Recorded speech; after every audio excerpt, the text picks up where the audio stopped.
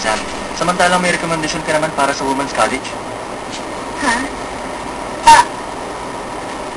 Gusto ko kasing parehong eskwela ng pasukan nating dalawa para lagi tayo nagkikita.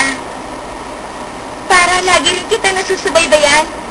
Isa pa, ayos lang naman sa akin kahit sa pangkaraniwang eskwelahan lang mag-aral. Ayaw mo ba? Ayos lang. Alam mo kasi pinahahanga mo ako sa mga naging desisyon mo, Aya. Ray? Nagpuyat ka na naman sa kakaaral kagabi, no? Halatang halata sa mga mata mo, eh. Ganun ba?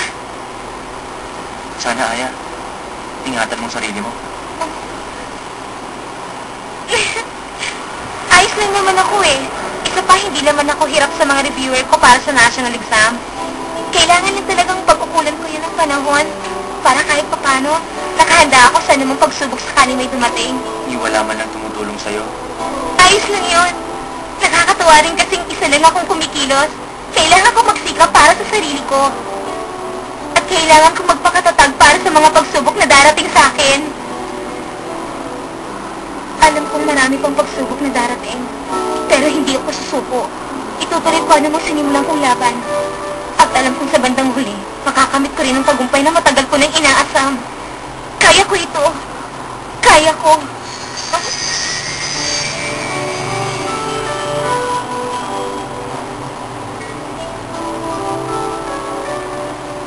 Hangad ko ang tagumpay mo.